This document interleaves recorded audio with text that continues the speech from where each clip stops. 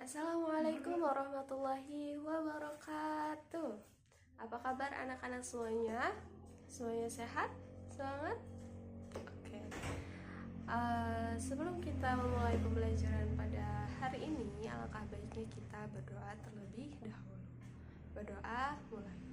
Bismillahirrahmanirrahim. Rabbi israh li sadri wa yassir li amri wahlul 'uqdatam min lisani yafqahu qawli ya fattahu ya alim. Amin ya Allah ya rabbal alamin.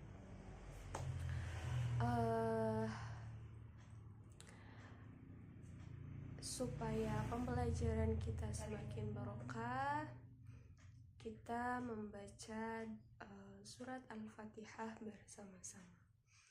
A'udzu billahi minasyaitonir rajim. Bismillahirrahmanirrahim. Alhamdulillahi rabbil alamin. Ar-Rahmanir-Rahim. Maliki yaumiddin. Iyyaka na'budu wa iyyaka nasta'in. Ihdinas siratal mustaqim.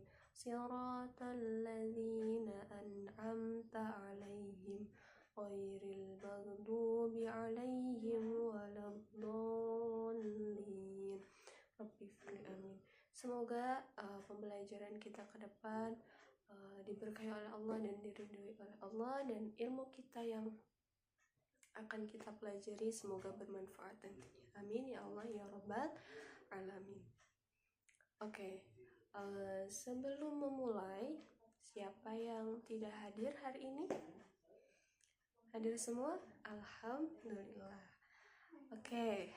Tujuan pembelajaran kita pada hari ini adalah anak-anak dapat mengetahui dan dapat menyebutkan apa saja urgensi, fungsi, dan manfaat dari mempelajari sejarah Islam. Oke.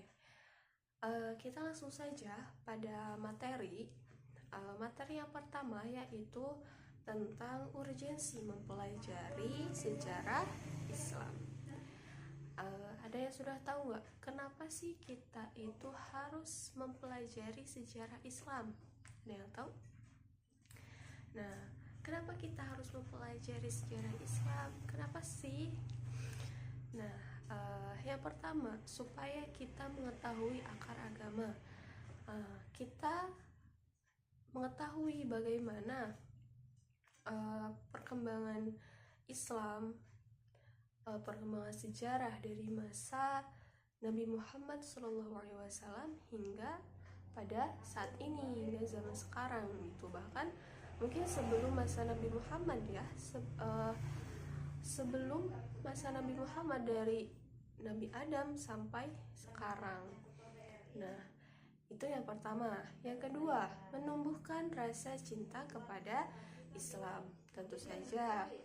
Nah, dengan tahu perjuangan para nabi dan rasul dalam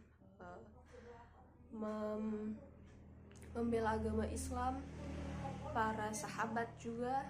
Nah, kita bisa lebih menghargai, kita bisa lebih mencintai agama Islam dari perjuangan-perjuangan para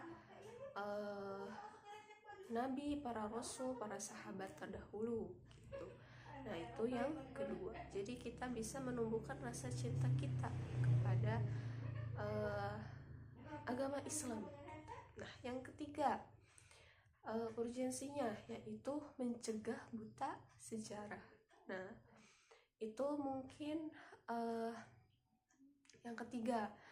Nah, mencegah buta sejarah supaya apa? Kita tidak salah paham tentang Islam. Kita mengetahui bagaimana sejarah Islam itu. Kita tidak ikut-ikutan informasi yang tidak benar. Jadi kita sudah mengetahui sejarah Islam yang sebenarnya karena kita mempelajari sejarah Islam. Nah, itu tentang urgensi mempelajari sejarah Islam. Ada 3 ya. Nah, selanjutnya tentang fungsi mempelajari sejarah Islam. Apa fungsinya, apa manfaatnya dari kita mempelajari sejarah Islam itu untuk apa sih? Nah, yang pertama, sebagai sumber teladan. Nah, itu pertama manfaat dan fungsinya ya. Sebagai sumber keteladanan dari kisah-kisah Nabi, kisah-kisah para rasul, kisah-kisah sahabat, khulafaur rasyidin, dan kisah-kisah yang lainnya, kita dapat meneladani, kita bisa mengambil kebaikan para nabi, para rasul, teladan-teladan kita, dan kita dapat mencontohnya dalam kehidupan sehari-hari. Nah, itu yang pertama. Yang kedua, sebagai alat evaluasi diri. Nah, kita bisa membandingkan kondisi Islam pada zaman dahulu dengan zaman sekarang untuk memperbaiki diri kita sendiri. Nah, selanjutnya, sebagai dasar pembelajaran agama itu sudah pasti ya. Nah, dalam mempelajari sejarah Islam juga kita membantu memahami Al-Quran, hadis dengan konteks sejarah yang benar. Itu fungsi dan manfaat dari kita mempelajari sejarah Islam. Nah, yang selanjutnya, hikmah mempelajari sejarah Islam. Nah, apa sih pelajaran yang bisa kita ambil? Apa sih nilai-nilai yang bisa kita ambil dari mempelajari sejarah Islam? Gitu. Nah, apakah anak-anak semuanya setelah mempelajari sejarah Islam, apa ada nggak pelajaran yang bisa anak-anak ambil? Ada? Oke. Nah, ibu sebutkan ya. Mungkin ini sebagian, mungkin ini ibu hanya memberikan 3 saja ya. Oke, hikmah yang pertama yaitu sabar dan teguh dalam perjuangan. Kita belajar dari bagaimana para nabi, para rasul, juga nabi kita semua, Nabi Muhammad SAW, dalam menghadapi rintangan dalam berdakwah. Nah, kita bisa mengambil hikmah dari sana. Kita bisa memiliki sifat sabar, kita tidak pantang menyerah gitu ya. Nah, itu yang pertama. Yang kedua, pentingnya persatuan umat. Nah, sejarah itu mencatat beberapa hal yang penting dalam dunia Islam.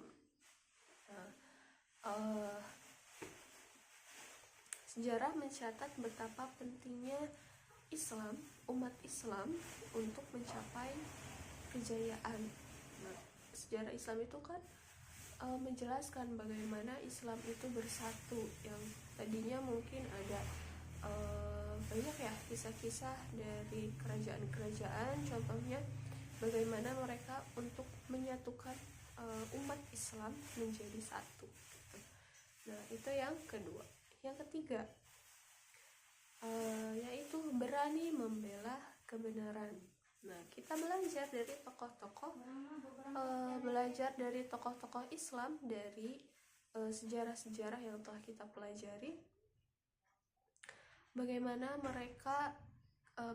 keberanian mereka dalam memperjuangkan keadilan, bagaimana memperjuangkan kebenaran, bagaimana semuanya diperjuangkan hanya untuk Islam gitu. Nah, itu beberapa hikmah yang bisa dapat kita ambil dari mempelajari sejarah Islam. Nah, mungkin yang bisa ibu sampaikan itu hanya beberapa. Nah, selanjutnya anak-anak bisa membuka buku paketnya dan buka halaman 50. Kalian silahkan isi soal yang sudah tersedia di sana. Kalau tidak tidak selesai ya harus selesai hari ini ya.